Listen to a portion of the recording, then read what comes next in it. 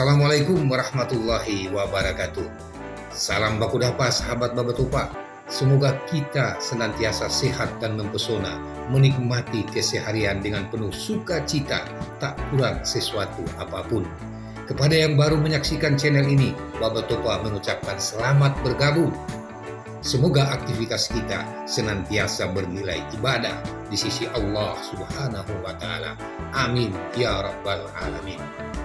Untuk peningkatan kualitas channel ini, silahkan menekan tombol like, share, dan subscribe, serta meninggalkan catatan Anda sebagai bentuk apresiasi dan ekspresi sahabat Babatupa di kolom komentar yang tersedia.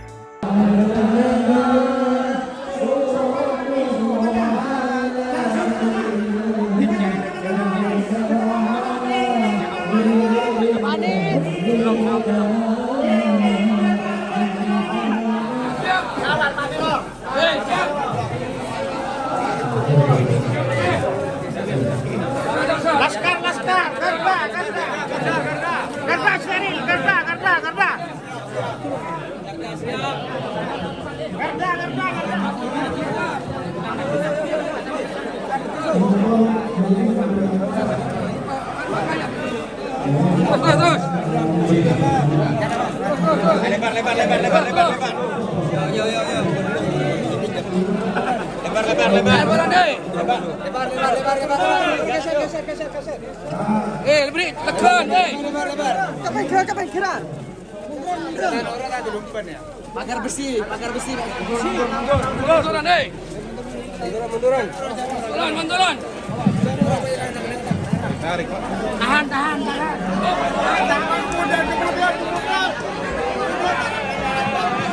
Sahabat Babatupa, jalan panjang Anies Rashid Baswedan menuju kursi kepresidenan tinggal menunggu waktu.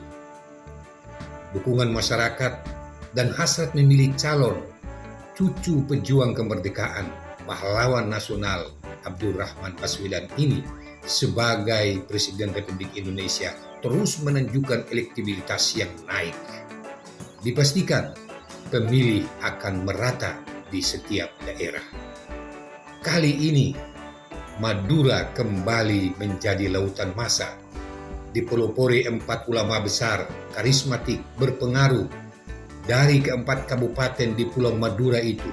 Mereka berikrar mendukung Anies Rashid Baswedan sebagai Presiden Republik Indonesia di tahun 2024 mendatang.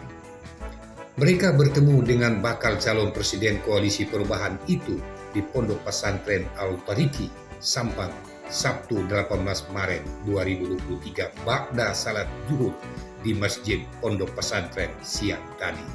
Keempat ulama besar itu adalah Kiai Haji Abdullah Kontabrani dari Bangkalan, Kiai Haji Faruk Alawi dari Sampang, Kiai Haji Ali Karar Sihaji dari Pamekasan, dan Kiai Haji Jurjis Muzammil dari Sumeneb. Keempat ulama tersebut mewakili 4 kabupaten yang ada di Pulau Madura.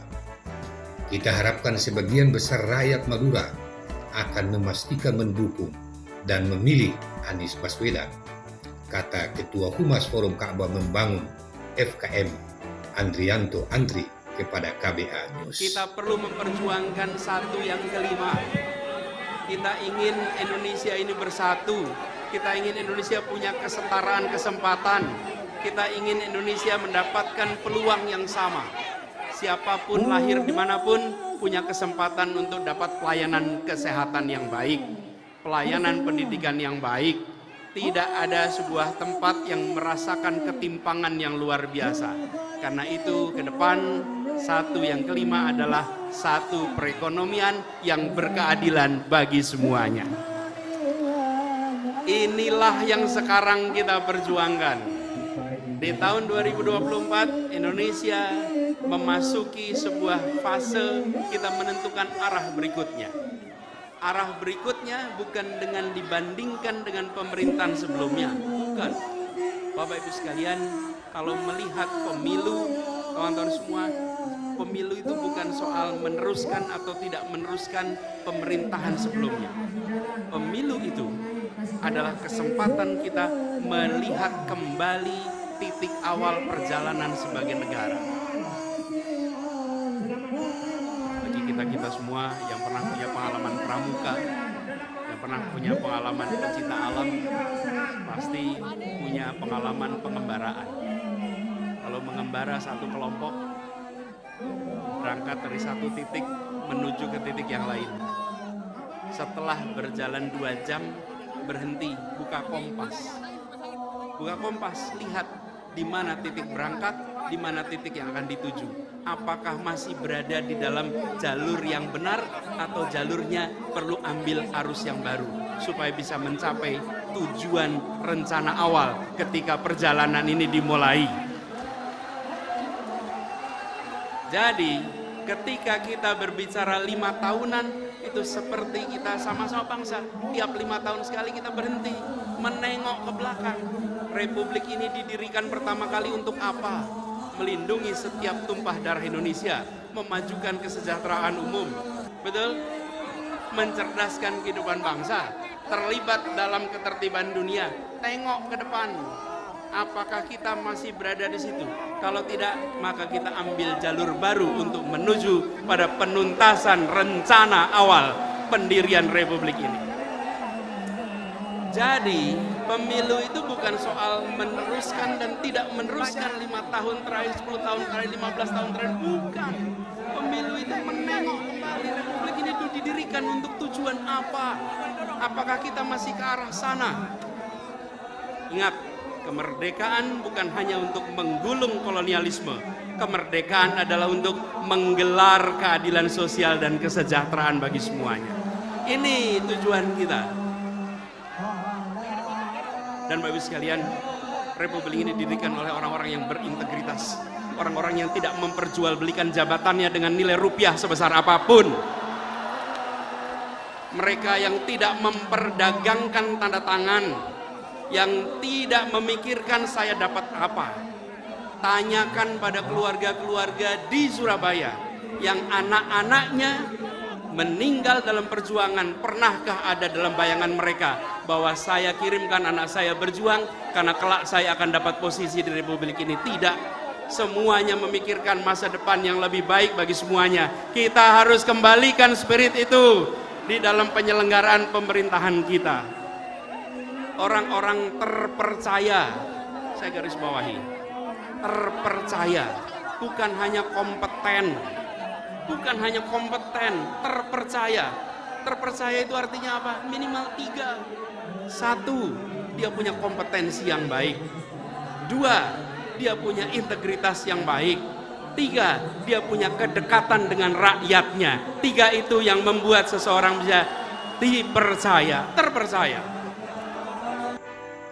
Dengan deklarasi ulama di Sampang tersebut dan tradisi kepatuhan terhadap ulama di Pulau Garam itu, dipastikan sebagian besar warga Madura tentu mendukung Anies dalam Pilpres mendatang.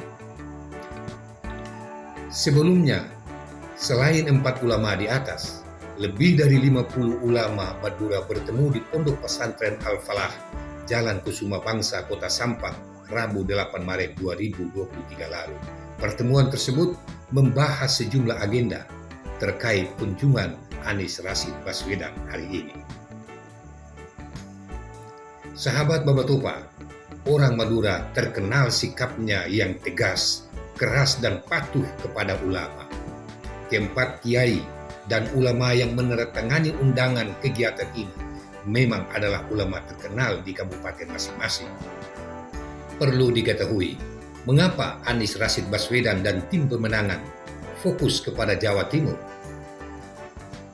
Tercatat bahwa Jawa Timur, Jawa Barat, dan Jawa Tengah adalah 3 provinsi secara berturutan mempunyai penduduk terbesar. Ketiga daerah ini mempunyai mata pilih 51% dari seluruh Indonesia. Ditambah DKI Jakarta, Banten, dan Daerah Istimewa Yogyakarta, Jawa mempunyai 60% seluruh mata pemilih. Karena itu, Jawa Timur merupakan kunci kemenangan yang harus direbut. Sahabat Baba Topa, sampai jumpa di momen Baba News selanjutnya. Wassalamualaikum warahmatullahi wabarakatuh.